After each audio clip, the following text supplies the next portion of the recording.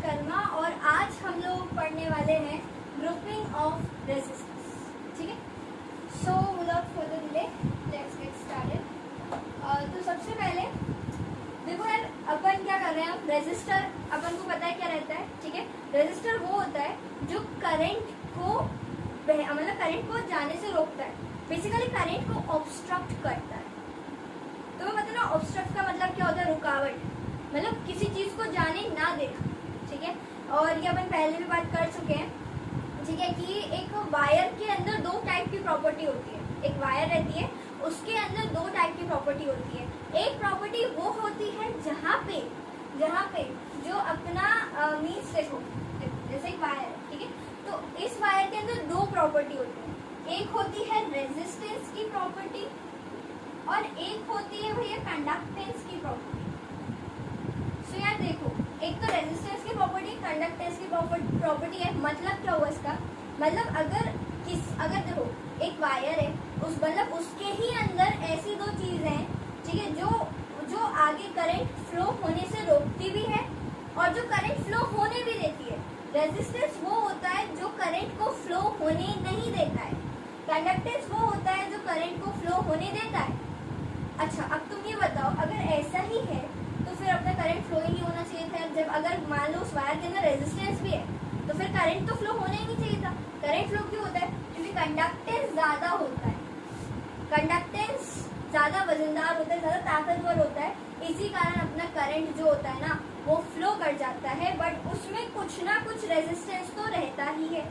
ठीक है, तो ये सब तो वैसे नॉर्मल चीज हो गई, ये तो तुम्हें पता ही है। ठीक है, क्योंकि एक वायर रहता है, वायर के अंदर रेजिस्टेंस, वायर के अंदर एक प्रॉपर्टी होती है रेजिस्टेंस की भी, कंडक्टेंस की।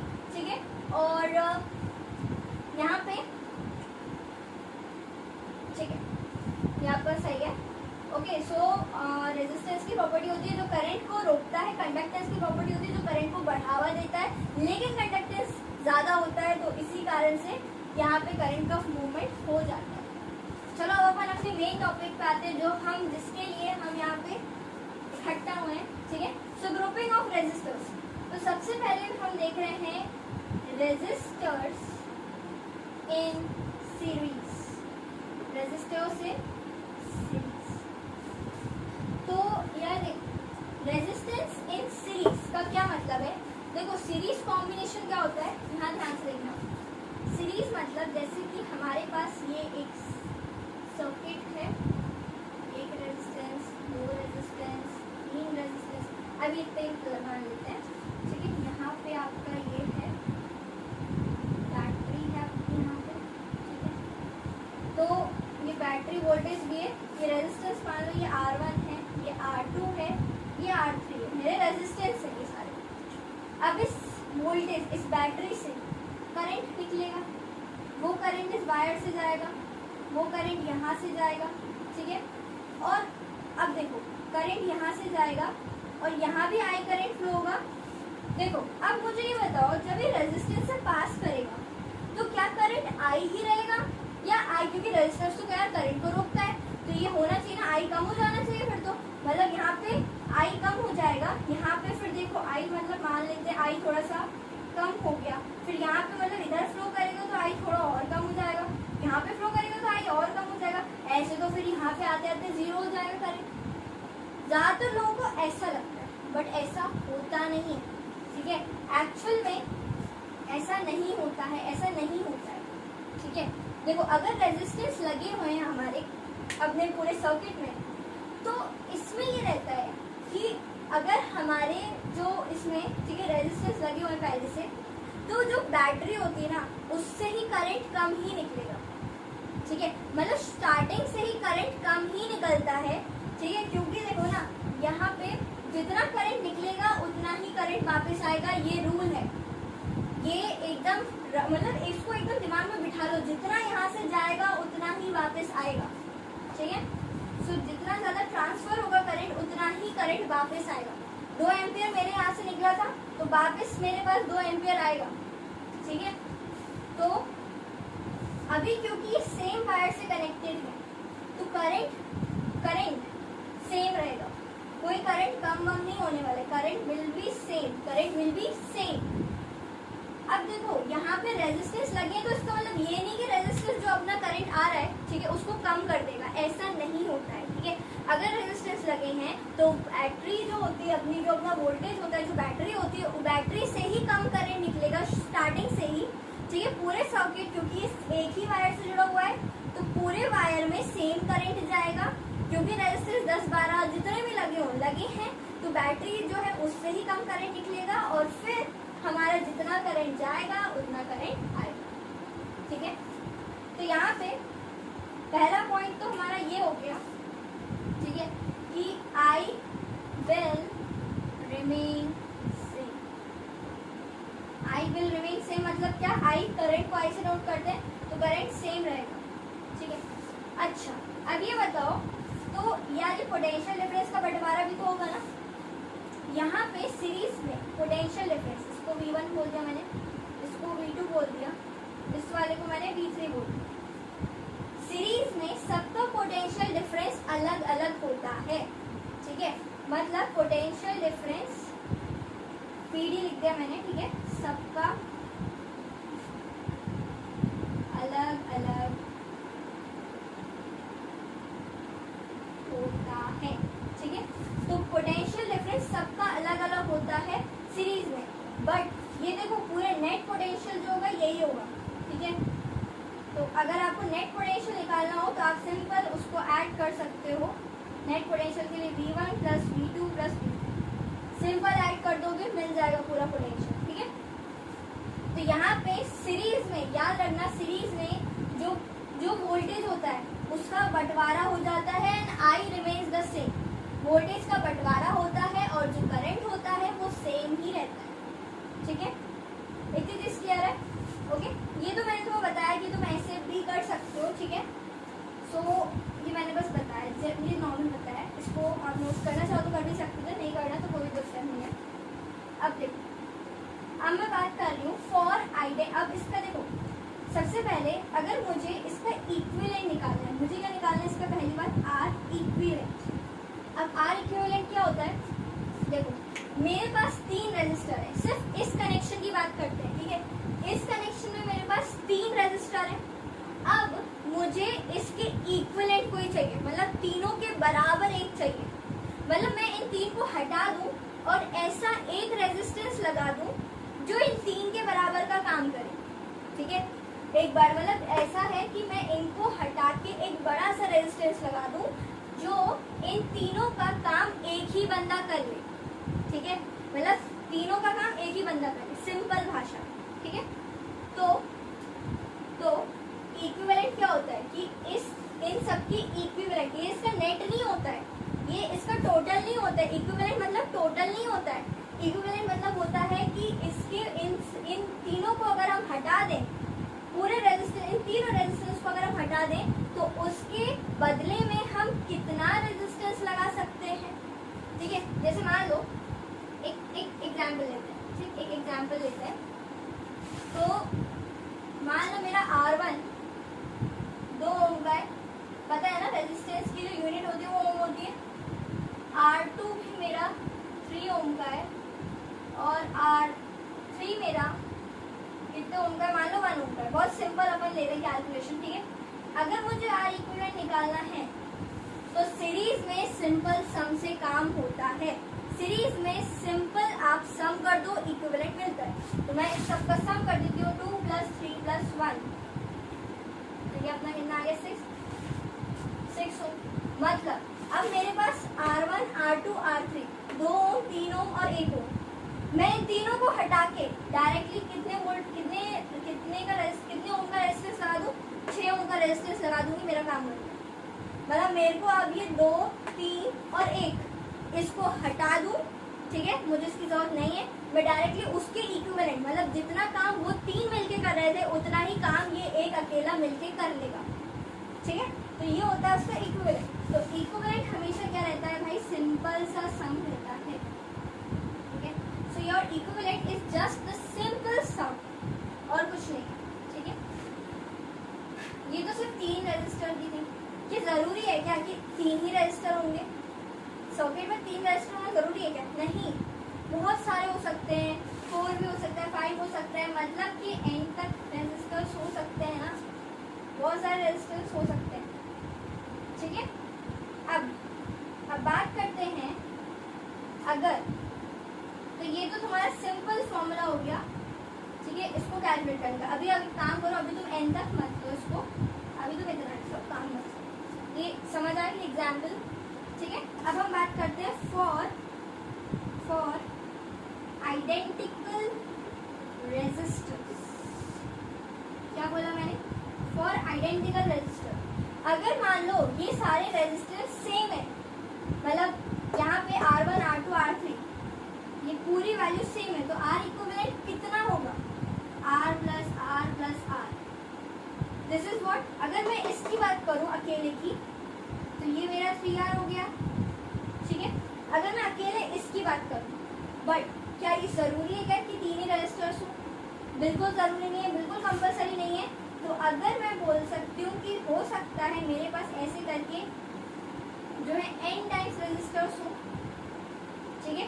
ऐसे जैसे मैंने बोलता है R इक्वल सबका सम होता है, जरूरी नहीं 3 ही हो, तो n टाइम्स हो सकता है ना, अप टू Rn टाइम्स। तो अगर सबकी वैल्यू सेम है, ठीक है, सबकी वैल्यू मैंने सेम कर दी, तो R plus R plus R कब तक है यार? n तक है, ठीक है। मतलब ये n बार रिपीट हो रहा है, ये बहुत, मतलब जरूरी नहीं है ना कि सिर्फ 3 ही हो, 4 ही हो, बहुत सारे हो सकते हैं। अब मुझे नहीं पता कितने, बहुत सारे, तो मैंने n जनरल बना रहे हैं, जनरल, तो n हो गया, ठीक है। तो अब यहाँ पे R इक्विवेलेंट तुम्हारा हो जाएगा n इंटू R। R कितने बार है? n टाइम्स है, तो मल्टीप्लाई हो गया, ठीक है। समझ आया कि नहीं? R n टाइम्स है इसलिए इंटू कर दिया। जैसे कि एग्जाम्पल देखो, 2 प्लस 2 प्लस 2, 2 कितने बार है? 3 बार है, तो 3 इंटू 2 करते हो ना तुम, तो कितना आता है? 6। अब तुम इसको सिंपल भी ऐड कर लो, तो 2 प्लस 2 4, 4 प्लस 2 6, ठीक है। तो ये भी 6 है, और अगर मैं बोल दूँ 3 टाइम्स है, तो कोई गलत किया क्या? नहीं ना, जल्दी हो गया ना। ऐसे में अगर तुम्हें बोल दूँ, यहाँ से एग्जाम्पल उठाते हैं, अगर मैं बोल रही हूँ मेरे पास अब 2 ओम की रेजिस्टेंस है, ठीक है, सारे, तो यहाँ पे अब एक लास्ट पॉइंट बचा है, दैट इज कि जब तुम, पता है, रेजिस्टेंस को जब तुम ऐड करोगे ना, मतलब जब तुम रेजिस्टेंस को ऐड करोगे, ठीक है, तो सीरीज में क्या होता है? सीरीज में R इक्विवेलेंट है ना, बड़ा आता है। कैसा आता है? बड़ा आता है, मतलब बड़ा आता है as compare to given values of R1 R2 R3 etcetera. समझ आया इसका मतलब? देखो क्या होता है, रेजिस्टेंस में अगर R इक्विवेलेंट जो होता है, ठीक है, वो बड़ा आता है, ठीक है, मतलब अगर हम कंपेयर करें जो भी रेजिस्टेंस गिवन रेजिस्टेंस से उनसे बड़ा आता है। इस एग्जांपल में देख लो, जैसे कि R1 R2 R3 ये अपने 3 रेजिस्टेंस थे। अब जब हमने इसका R इक्विवेलेंट निकाला, तो देखो ना, इन तीनों रेजिस्टेंस से भी बड़ा आया है रेजिस्टेंस। तो सीरीज में हमेशा बड़ा आता है रेजिस्टेंस R इक्विवेलेंट की value as compare to others, ठीक है।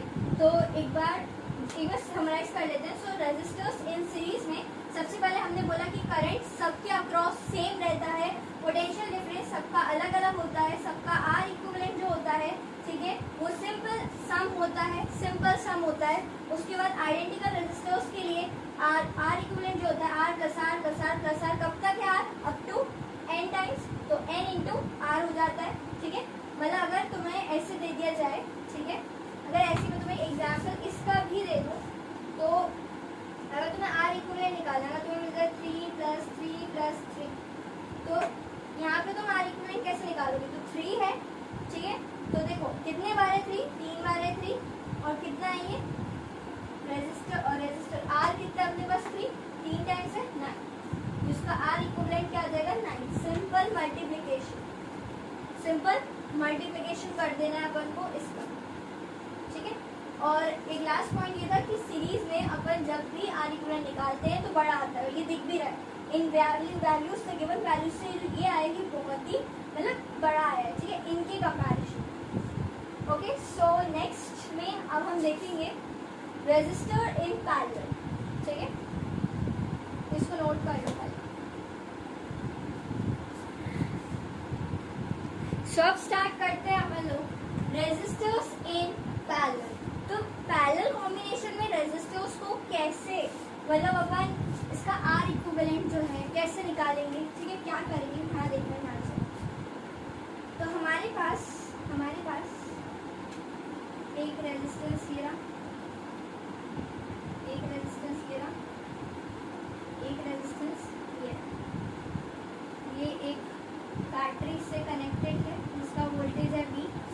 ये रेजिस्टेंस है R1, ये है R2, ये है R2, ठीक है।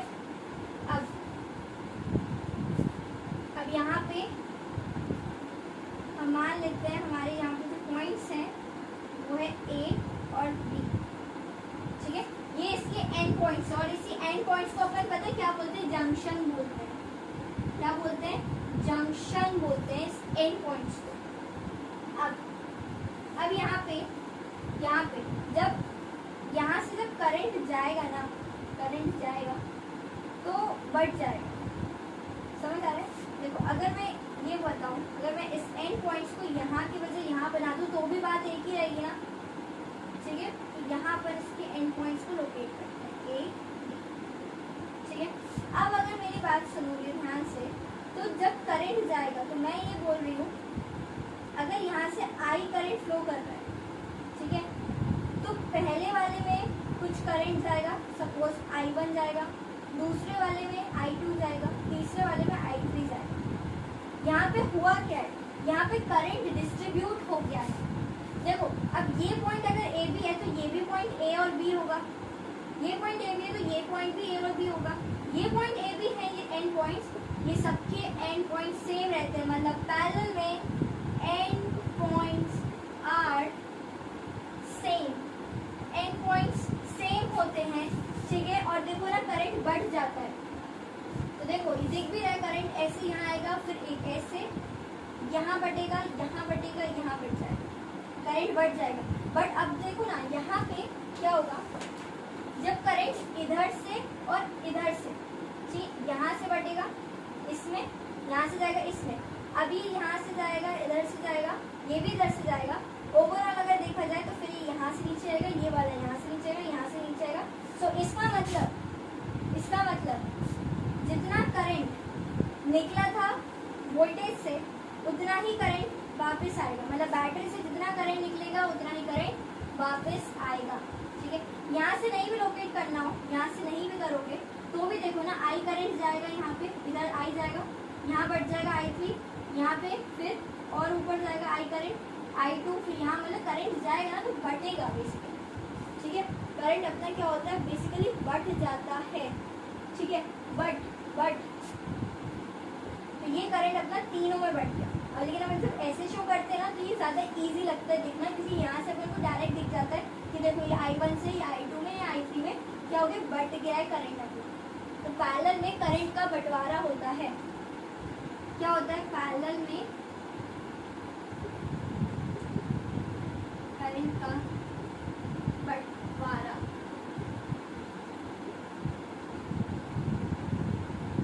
पैरेलल में करंट का बंटवारा होता है, ठीक है, करंट डिवाइड होता है। But what about potential difference, remains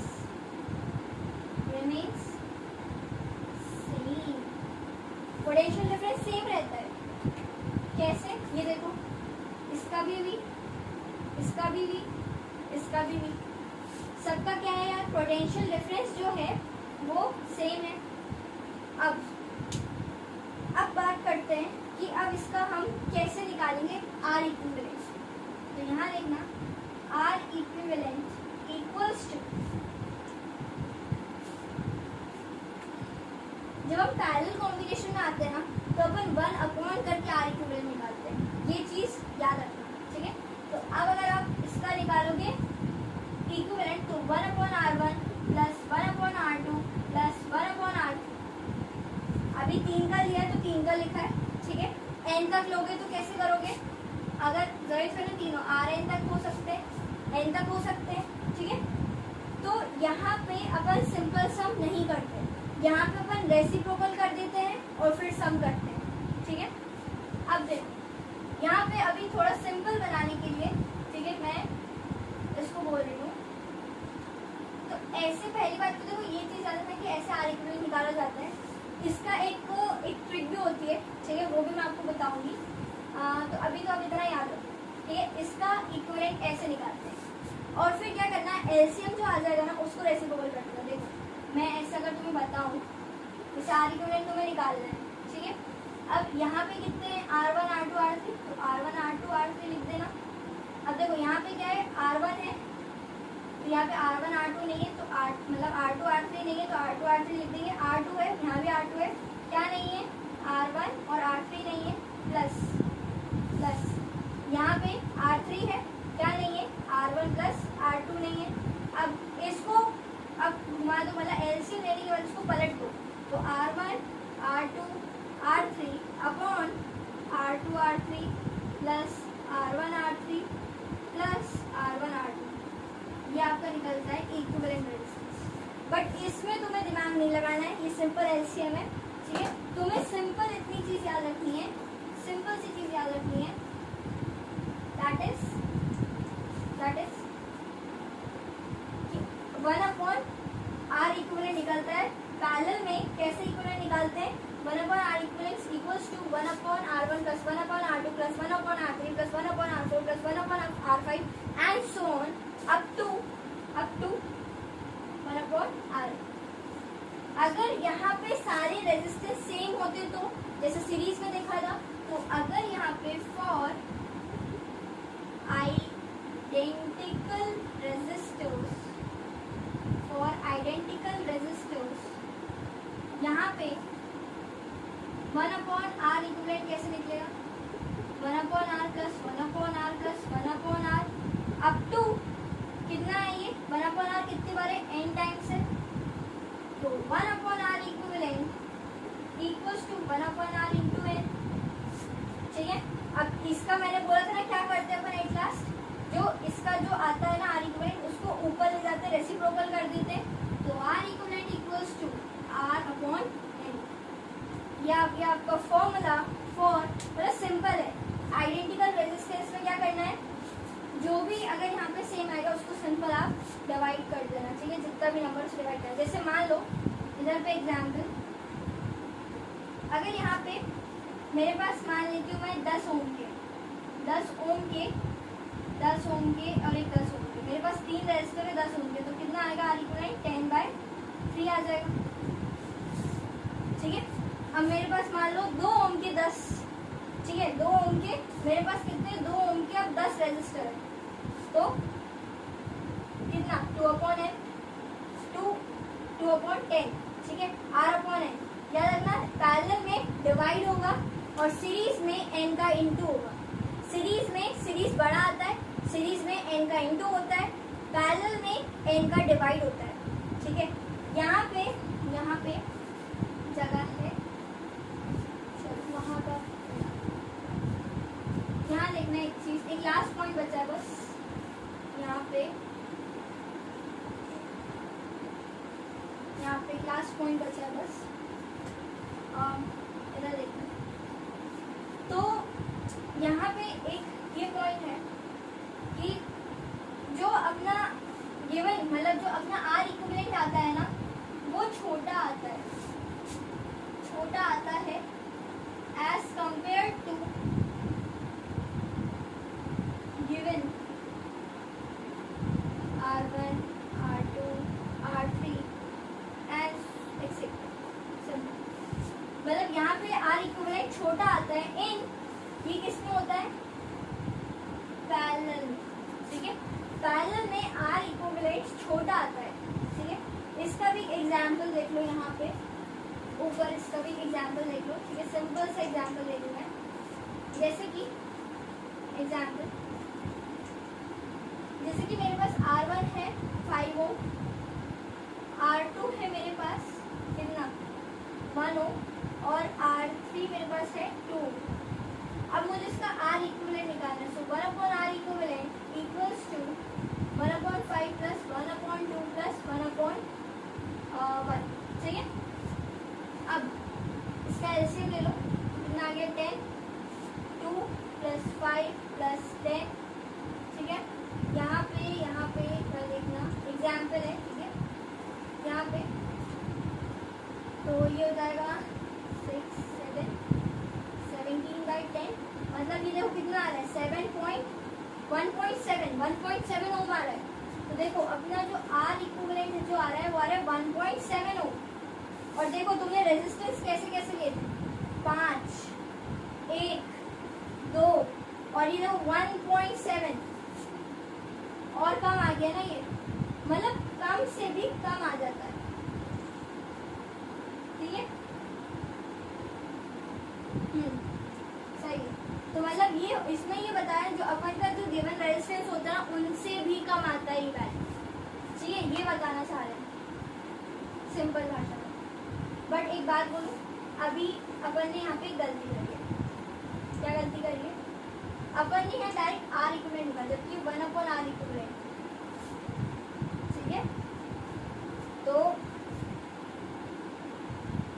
अब देखना, तो अब इसको पलट दो, तो आर इक्विवेलेंट इक्वल्स टू 10/70। अब अगर नीचे बहुत डिनोमिनेटर में बहुत बड़ी वैल्यू होती है, ठीक है, और न्यूमरेटर में बहुत छोटी वैल्यू होती है, तो आंसर जो आता है ना वो छोटा ही आता है। अभी इससे भी छोटा आएगा, ठीक है, तुम डिवाइड करके देखना, इससे भी छोटा आएगा। पहले मैंने गलत किया था, ठीक है, 1.7 वॉज नॉट द आंसर, क्योंकि हमने आर इक्विवेलेंट को रेसिप्रोकल नहीं किया था, ठीक है। सो ये मिस्टेक हमें बेसिकली नहीं करनी है। हमें सिंपल याद रखना है कि अपन जो आर इक्विवेलेंट निकाला उसको एक बार रेसिप्रोकल कर देना। अब देखो ये छोटा ही आएगा, मतलब इसके कंपैरिजन में तो यार छोटा ही आएगा। 0 पॉइंट समथिंग या पॉइंट्स में आने वाला है आंसर, 0 पॉइंट समथिंग आएगा ये। तो देखो ना, इनसे भी कम आ रहा है ना। तो पैरेलल में जो आर इक्विवेलेंट आता है वो इन जो गिवन रेजिस्टर्स होते हैं उनसे भी कम आता है, ठीक है। ये एंड पॉइंट्स को अपन जंक्शन बोलते हैं, या अपन ने देखा। और यहाँ पे सबका पोटेंशियल सेम रहता है क्योंकि एंड पॉइंट सेम रहते हैं, एंड पॉइंट सेम रहते हैं, ठीक है।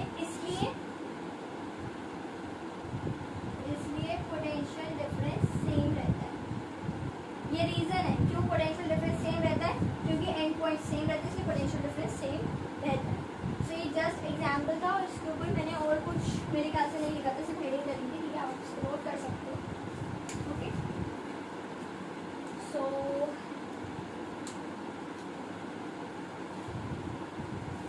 That's all for the today. And next में हम देखने वाले हैं करंट डिवीजन रूल, ठीक है।